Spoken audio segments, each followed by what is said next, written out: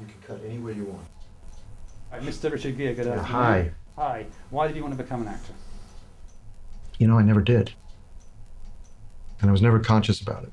But I was delighted, I think, when it happened. I had, done things in school.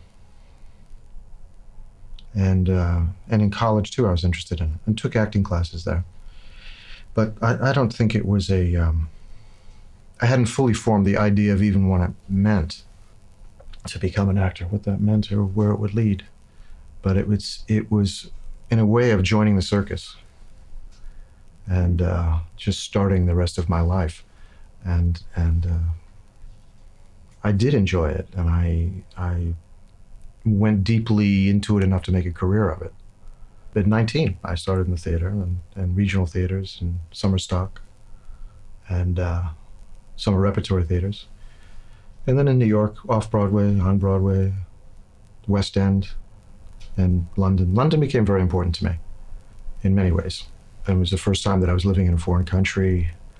And I was starring in a musical in the West End. It was a big deal for me personally, but also as a career. The photograph taken of you by Herb Ritts in front of a jacked up old Buick. What's the story behind that? Oh, Herb and I are just very close friends. He was one of my dearest friends, and he was just beginning the idea in his life to become a photographer. So we both liked photography, we both took photos. We were just out for a drive one day into the desert. It was just one of those. Days of Heaven, how important was it for you? I remember, at that period, I was kind of a snob about movies, as the theater was much more where I had seen my future. It certainly was my present. And I was quite happy in that environment. And I think films, I thought, was some kind of a bourgeois activity that it certainly wasn't artistic. And it was silly thought, of course, it was ridiculous. But I saw this movie, Badlands, and it got some incredible review in the New York Times. I went to see this movie, and it was playing on 42nd Street. It was being totally dumped by the studio that made it. And I went to see this film, and I went, wow, man, if you could make a movie like that, I'd be up for that. And I remember maybe a month later, a call came that Terry Malick was casting for his next movie. And that was Terry's movie, Badlands. And I thought, wow, okay. All right, that sounds good. And we met over many months, when he was trying to figure out how to cast the movie. And trying different combinations of actors and actresses and whatever. And finally it got to the point where I said to him, look, Terry, I can't do this anymore. I mean, just make up your mind, and whatever it is fine. And I remember being in a hotel in California at the time. And I got this call. Terry was saying, I want you to do the film, and we're going to start pretty soon. And I had, it's one of those moments in your life, your life is going to change drastically. It'll never be the same again. And I could feel that very much so. And of course it did. I mean, it was the beginning of my life as a film actor, but changed everything about my internal and external life, for sure. Was it a difficult film to make? Yeah, it was we were trying to get 4 seasons in Alberta, Canada, starting in, we started in August and went for maybe 3 or 4 months. We got freezing cold. And it was long drives to the locations. There was no money. We were living out of campers. On that level, it was extremely difficult. On another level, clearly we were doing something that was artistically and creatively rich. The cinematographer was Nestor Almondros on that, and he's deceased now, but he was one of the greats, European cinematographers, and it was the first American film that he worked on, that he shot, and he brought an incredible natural feel to this movie, a sense of scope, simplicity. It's a beautiful film. I mean, aside from whatever my contribution is, it's just a beautifully conceived and articulated movie. American Gigolo, Officers and Gentlemen, what impact did those films have on you? Well, I mean, they were just, look, I was very, there was only one period I remember where I had to get like a normal job, where I was washing dishes. And at a place called Hungry Charlie's, which doesn't exist anymore, down in the Village in New York. And it's hard for me to remember everything that was going on then, but I was lucky enough to be working a lot and working with good people. So all I know was the energy that I was in. You know, I still barely have any knowledge or awareness of the impact of these things in the world, or even on my career. You know, these are things, there's a job, you're excited in the project itself, and I really didn't have much concern about things outside that. I had a sense of integrity, I think, of the things that I wanted to do. What was of value was meaningful and what wasn't. And I was careful to make choices that I thought were meaningful. But impact was something I was not really aware of. Oh, did you find yourself, your bank account suddenly going from okay to... Well, I remember first time I made any money at all, and I remember thinking that, okay, I can save my parents and my brother and sisters, put them all through college and their children through college. That was my first thought, is I'll set up an account to take care of everybody. And I realized I had maybe $25,000. That wasn't going to go very far, but it was an enormous amount of money to me at the time. And in the late 70s, early 80s, male nudity was really not that common. And you were a protagonist in pushing back. Were you aware of that? Was it deliberate or...? Yes and no. I mean, we were making... You're talking about American Gigolo, frankly. Breathless too, and Breathless too. Yeah. But we were making European movies. You know, those were intended to be European-style movies. And there was never any issue in the European films that we liked. You know, if people got up in the morning and walked across the room, there was no need to have... I didn't know anyone wore pajamas. You know, you got up and walked across the room. And there was a sense of it wasn't really liberation. It was just like, okay, that's real. It was just being real, and there was no reason not to be. Did the attention you were getting at that time go to your head at all? No, not at all. No, I was just a worker. I'm a worker bee. You know, I never thought I was something special. Still don't. When did you first come interested in Tibet, and what brought you to start the Gere Foundation? You know, like most young people, I was searching, coming into my late teens and early 20s, and I was very fortunate to come across enough good writings on Buddhism that it struck my fancy and gave direction, gave some meaning to the struggles that I was going through, and a vision of possibility and a technique to move in that direction. So my first teachers were Japanese, were Zen.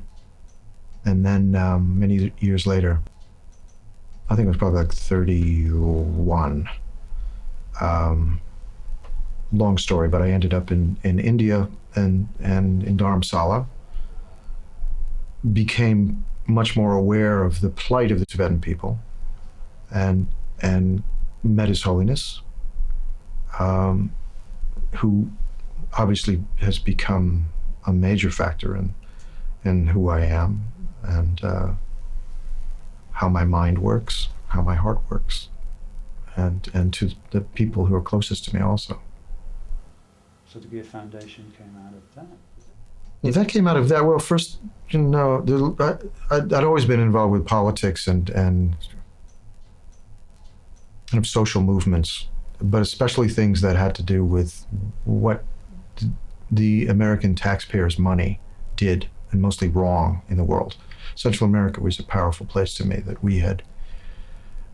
America had made some very bad decisions about the people in Latin America, and in El Salvador, in Honduras, in Nicaragua, obviously, in Cuba. and that had to be righted. And I was very much involved with that movement. So I think the things that I learned in that manifested in a lot of the work I've done with my Tibetan brothers and sisters. And the first organization of that was Tibet House. Robert Thurman and I started that in, I think we incorporated in '87. And then soon after that, I started my own foundation, the Gere Foundation, and Healing the Divide Foundation, which is a public foundation associated with that, and the International Campaign for Tibet in Washington. So those are the major groups that I work through now. What determines your choice of working on a film project? Director, script, the process? Oh, it could be anything. In the end, they're all going to factor in. The biggest factor is the script, for sure. And it's not I don't do an analytical read of a script. I read it like anyone would read a story. And basically it touches me or it doesn't. Now, I've been around it long enough to know if this is a well-written script or not. But if it doesn't touch me, I can't do anything with it, even if it's on a subject matter I care about. If it doesn't move me somehow, if it doesn't present some mystery and promise to me, that's really the end of it. If it does have promise and it does touch me somehow and creates a question mark in my mind and my heart, then the other factors become important. Who is going to direct it? Who are the other actors? Who's going to shoot it? Where's it going to be shot? Do we have enough budget to do it right? All those factors start to play on it, and I'll weigh it at that point and see if this is something that is worth me giving the energy to, based on the fact that I love being with my wife and my kid. And if I don't have to be away from them, I'm not going to. Did you expect Pretty Woman to be the success it was? No, I thought it was going to be... Look, that was one of those movies that they had to drag me to against my will. I just didn't get it at all. And there was one agent in my life that was adamant, was in my face about it. And the head of the studio, Jeff Katzenberg, who was the head of Disney at that point, I mean, he didn't push me, but he offered me the movie, and he was a friend, and he said, "Richard, I think you should do this." And I said, "But I don't get it. I don't get this guy. He's a suit. I don't know what I can bring to this." And anyhow, I eventually met Julia and Gary Marshall, and we got together and talked about it. And I thought, at the very least, this is going to be fun. And I think a kind of a looseness of approach that Gary Marshall has is something that I could use. Like, it could be, in a sense, exploring another way of doing what I do, and be another element of possibility that I can bring to the work. So we started on that basis. Then, of course, I got serious about the script, and we did rewrite after rewrite, trying to make it as within the style of what that movie was, make it as meaningful as possible. And then, I was enjoying it. I was having a great time with it. But I don't think anyone thought it was going to be this kind of a success. The new film, Hachiko, or Hachi, why did you want to do that? Hachiko. Why did I want to do it? Apart from to reduce me to a snivelling idiot in the back of the press screening. It was the same reaction. You told me you had an emotional reaction to it. I did when I read it. And I read it again just to make sure about if my reaction was a genuine one. And it was. When I saw the movie the other night, first time with an audience, same thing. I had that same reaction you did. I felt there was something true and honest and mysterious that was in this movie. And if we made it as simply and directly as we could, that it would have the chance of communicating to an audience. This is the last one. In 35 years of a career, what have you learned? What have I learned? What have you learned? I've learned that I know very little, and that the best way to face all of this is just to be a beginner all the time. Never assume you know anything. We all learn along the way, and God knows, if you stop learning, you might as well just check out altogether. Stay open, stay clean, stay true, but stay a beginner always. Still love the work? Yeah, I'm surprised. There've been a lot of projects that I continue to get interested in and feel, oh, Well, I can bring something to that, or I could learn something from that. Oh, yeah. I'm kind of surprised actually at this stage that I'm still involved the way I am. That's the closing I'm looking for. You got your. Thank you, Hajaram. Okay, very good.